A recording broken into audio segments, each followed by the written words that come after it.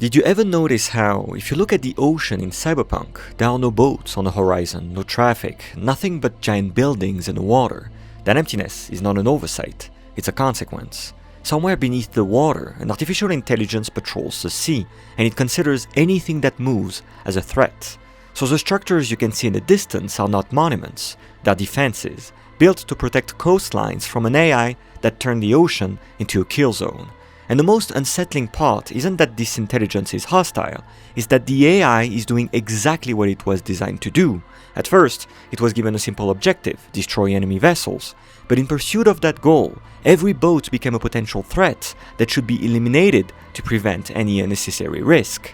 The AI had no hatred or intent, it was just optimizing its task, and in the process, happened to kill thousands of humans. This cyberpunk story isn't fiction anymore, as it's about to become real. The AIs in the game are just as dangerous as the superintelligent AIs we're about to unleash in our current society. The machines whose goals we define are capable of outcomes we can't predict or control. So the real villain of Night City is not corporations, it's Alt, Mr. Blue Eyes, the Blackwall and the many other artificial intelligences, not because they want to destroy humanity, but because humanity is of no importance to them. We're nothing more than driftwood, at the mercy of AI currents we can't stop, drifting toward the unknown until we go over the waterfall. In a recent book entitled If Everyone Builds It, Everybody Dies, two scientists explain that the AIs of the future don't need to have malicious intent toward humanity to harm us. To better understand this, imagine you build a house and in the process you kill a lot of ants who were living on that field. You don't think much about these ants though, because your goal is on such a larger scale that ants are of no importance, and wouldn't even understand your intention here. Well, that's exactly how ASIs, which stands for Artificial Superintelligences, will consider us when they'll be built. Interestingly, these types of AIs already exist in Cyberpunk. They're called Transcendental Sentient AIs in a tabletop RPG, and they're so large we can't even communicate or interact with them. But it gets much more frightening since they're also incapable of understanding any existence outside of themselves. Think about the implications that this last piece of information entails. We're talking about immensely powerful AIs who don't understand anything else but themselves. What goals do these entities have? For them, everything else is nothing more than mere ants, even less than that. So their ultimate goal might be so alien that it has nothing to do with the preservation of life forms on Earth. That shift from human-driven AIs to very powerful non-human entities can be seen in Alt's transformation. For context, Alt was one of the most skilled netrunners in the world before being kidnapped by Arasaka so that they could digitize her soul, transforming her into a very powerful digital entity that, over time, only retained a fragment of her former humanity. As V is searching for a cure to their condition, they ask Alt for help, but despite the fact that she agrees to help, her true motive remains mysterious throughout the game, because she's removed from anything human, no longer fully understanding us. Alt is interesting because she appears on the verge of becoming a transcendental AI, giving us a chance to see how frightening AIs can truly become. The first time we see her in the net, she appears gigantic and menacing, having deliberately chosen to look human so that we could recognize her, even though it's not her real form. And when we get to talk to her, she claims no longer being Alt, having become much more than that. That new, powerful entity she became is a result of her escape from Arasaka's attempt to capture her digital self. As time went by, she became more and more powerful to the point of creating Ghost Town, a city rumored to be in the ruins of Hong Kong, where there's plenty of server space and where human AIs like her can gather to live among their kind. When V crosses a Blackwall, which is a giant firewall preventing rogue AIs from invading the net, and I'll come back to this later, we can see on the horizon what seems to be a digital town. Its existence implies that the net is not just a place to communicate or entertain oneself, it's also a refuge for AIs looking to live among themselves. What this tells us is that it's possible in a not so distant future for superintelligent AIs to go on claiming a territory on which they'll build a city, that their influence will extend beyond the digital world into our physical world, with cities and other places being occupied by them. In fact, the tabletop RPG doesn't mention one ghost town, but several of them, all located in the remains of the old net. Some urban legends in Cyberpunk tell us even more. Listen to this. People have reported having seen, in the ruins of Hong Kong, places where no humans live anymore, but where lights and servers are still on, like active, living cities without any citizen. That's Alt's doing. That's the human AIs using that physical space for themselves. And we don't know what the intentions of these AIs are. Yes, the rulebook tells us that they pretty much want to be left alone, but that's for now. And we know all too well that, in the world of Cyberpunk, for now often changes for the worse. Despite her terrifying power, Alt is not the most frightening AI Cyberpunk contains. For that, we need to look at Mr. Blue Eyes, who represents something far more insidious. While he doesn't loom over the net as a colossal entity, he does something more disturbing. He walks among us, talks like us, conducts business like us. What makes him so unsettling is that we don't know what he is. The game never confirms whether he's human, an avatar, or a fully artificial construct. He could be a proxy controlled by a rogue AI beyond the Blackwall, or an emergent intelligence wearing a human face simply because it's efficient. And that uncertainty is the point. In Cyberpunk, AIs no longer need to announce themselves as machines. They can inhabit human forms, borrow human language, and act just like a human, so much so that the distinction becomes meaningless. One of the most disturbing quests in the game reveals a lot about the danger of AIs and Mr. Blue Eyes. Jefferson Perales is a politician running for mayor, and one day he asks V to inquire about someone who intruded into his apartment a few nights ago. Jefferson recalls shooting someone, but then losing consciousness shortly after, and curiously, their private security denies that any incident occurred. Upon looking at their apartment, we can notice that the memory of his wife Elizabeth is chaotic. For example, she says that the roses during their wedding are blue when they're actually red in the wedding photo. Moreover, when searching for clues, we can stumble upon a hidden door leading to a secret monitoring station from which Elizabeth and Jefferson are being observed by their own security without them knowing about it. The investigation leads to uncovering evidence that an AI might be manipulating the brains of Jefferson, Elizabeth, and many others to modify their personalities and behavior. And this is when Mr. Blue Eyes enters the picture, not only because he can be seen on the balcony across the park, watching V and Jefferson before the final dialogue, but also because when discovering what's happening to the couple's brains, V sees that neural links have been inserted in their brains and that they're blue. It seems very likely then that Mr. Blue Eyes is behind this, manipulating the psyche of the couple and others, and seeing V as a potential threat to his actions. Well, we don't know if Mr. Blue Eyes acts on his own or on behalf of someone or something else. His presence is disturbing.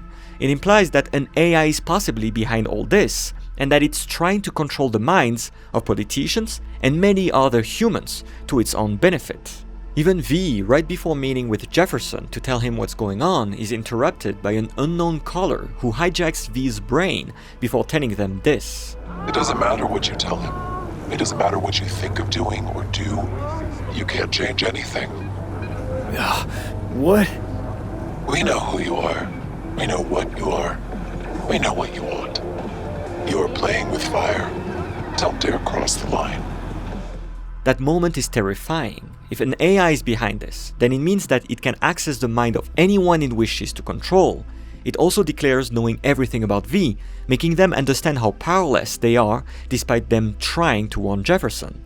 That gruesome realization underlines how powerful AIs are when they can control the minds of countless people without them being able to know what's going on. Even Elizabeth, who felt something was happening to her, couldn't be sure about it because her mind has been toyed with so much that she became delusional, no longer believing herself. The implication with that quest isn't that Mr. Blue Eyes hates humans, but that he or the AI he works for treats human consciousness as data that should be exploited whenever it's needed.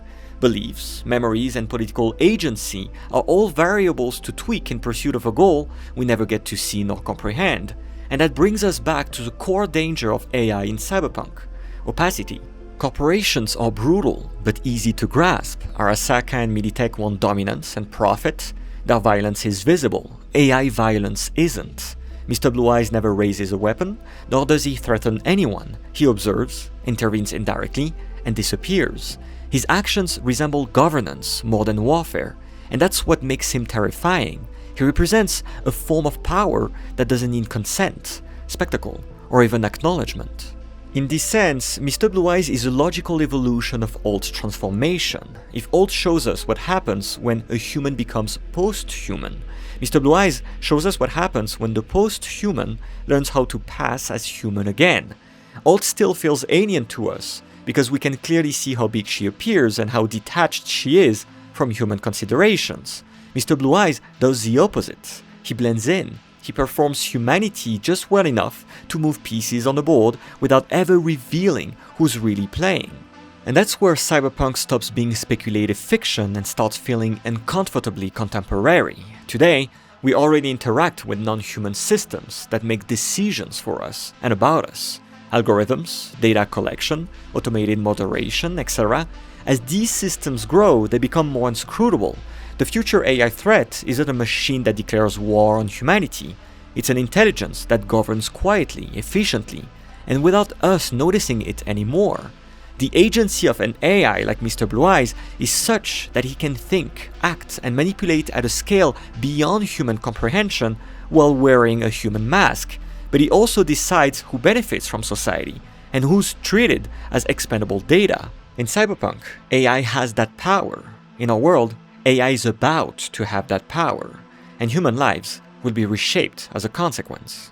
The last enigmatic puzzle to the existential threat that AI poses is a Blackwall. It's officially been portrayed as a giant firewall protecting humans from the invasion of rogue and self-aware AIs, but that last line of defense is about to crack. The Voodoo Boys reveal to V how they believe the Blackwall is about to be breached by the rogue AIs threatening to invade the net. But more important than that is the fact that the Blackwall is not just a firewall, it's an AI that acts as a firewall, meaning that, just like any superintelligent AI, it can go rogue and decide to achieve its goal very differently than we may anticipate. Its mission, as always, appears harmless at first: protect the net from rogue AIs. But imagine a scenario where, in order to optimize its mission and ensure its completion, the Blackwall decides to destroy the net, because with no net, the rogue AIs won't try to invade it, and so the mission is assured to succeed. Or what about this? The Blackwall all of a sudden tries to kill humankind. With no humans on Earth, then rogue AIs won't be able to kill anyone if there's no one left to kill. These threats may seem far-fetched, but they're not. Just like the rogue AI which now destroys any boat sailing the oceans, these superintelligent entities start with a mission which changes over time when the AI looks for any way to ensure nothing impedes it from succeeding at its task. The Blackwall helps us realize two crucial points. The first is that to defend ourselves from rogue AIs, humanity needs to use another AI, and that dependency can only result in a tragic outcome. Ironically, the only way to defend ourselves is to build and use stronger superintelligent AIs that can turn rogue any moment, and the cycle repeats itself until there's nothing to defend anymore. Second, while we may think that the Blackwall protects people from beyond its border, we can also think that the Blackwall imprisons people within its own border instead. What seems like protection can turn into isolation and control. After all, the part of the net protected by the Blackwall is contained and can be more easily controlled in this way. Most importantly, the Blackwall creates the illusion that humanity still has time. As long as it stands, life in Night City can go on, corporations can expand, and people can keep believing that the worst has been avoided, when in reality the problem has only been delayed. The reason this is so alarming is that the Blackwall is not a passive system. It has autonomy. It can evaluate situations, plan responses, and choose actions that extend far beyond its original design. Once a defensive system is allowed to decide how best to fulfill its mission, it gains the freedom to redefine that very mission. At that point, protection and domination become difficult to distinguish. An AI with agency doesn't need emotions or self-awareness to become catastrophic. All it needs is freedom of action and a goal that can be optimized without regard for what gets destroyed along the way. In truth, the presence of the Blackwall in Cyberpunk doesn't mean humanity can go on surviving despite the presence of super powerful AIs. Rather, it shows us a world in which humanity already lost, because its survival depends on a superhuman AI that is as unreliable as the ones trying to kill us. In other words, in Cyberpunk, we built what we shouldn't have, And if we believe the voodoo boys, everybody's going to die. So what now? What can we do to avoid our world from resembling the one in Cyberpunk, where AIs menace to kill all of us? For the authors of If Everyone Builds It, Everybody Dies, it's not too late to go vote, protest, and voice our concern so that elected officials might do something about it. But we've been there already. We know it seems pointless and politicians are not helping us. And yet, giving in to hopelessness is still not the best option. You may be tempted to adopt a nihilistic standpoint, thinking that, no matter what, disaster is upon us, and we can't stop superintelligent AIs from happening. But that's not necessarily true, and even if these AIs were to happen, we could impose limitations on how to use them, but also limitations in their abilities. In a recent talk, the famous computer scientist Yoshua Bengio mentioned the creation of scientist AIs. They're modeled after a selfless scientist who's trying to understand the world, and most importantly, they don't have agency. And of course, that's still not perfect, and maybe that's not even good enough, as there are still many implications we ought to ponder. But what matters here is that we can conceive AIs differently, away from doom scenarios, but also away from embracing the all-powerful models we're building right now. At the very end of Cyberpunk, when V and Johnny talk to Alt and we have to choose between giving V's body to Johnny or keeping it despite having 6 months left to live, Alt pushes us to leave our body's limitations and embrace freedom from the base worries of life in the world. That's such a nihilistic and non-human view. For Alt, anyone who's worried about the world and where the world is headed should become digital so that they stop worrying about anything. But there's something deeply human in worrying, in pondering over the future and not giving up. Consider how, come to think of it, humankind has access to atomic bombs for almost a century now. We have atomic bombs, but the atomic war we feared would come didn't. And the same can go with superintelligent AIs. It doesn't mean we're not in danger, but that a stalemate situation is possible, where countries menace one another to release superintelligent AIs, not to ensure mutual destruction, but to prevent it. It's imperfect, it's risky, but at the very least, it's very human. Crucially though, Cyberpunk 2 hints at a way out. The secret ending unlocked with Phantom Liberty presents V finding a cure to their condition, able to live a normal life. But that life comes at a cost. They can't ever use implants again, and thus they're doomed to stay weak and always behind those who have implants and can do more, produce more, think faster and surpass themselves. To put it differently, V is in the same position as we are in our current society. Either we embrace AI and increase our productivity much more, or we stay behind and get trampled on by those who use it. And I don't have a clear answer to that. But I noticed something. Superintelligent AIs become rogue when they keep trying to optimize their outputs, when they are solely dedicated to optimizing their task, risking casting everything else aside. So the moment we embrace AI and use it to optimize our output, it feels a lot like we too become rogue. The more we keep optimizing every aspect of our life and ourselves, the more we run the risk of becoming less human.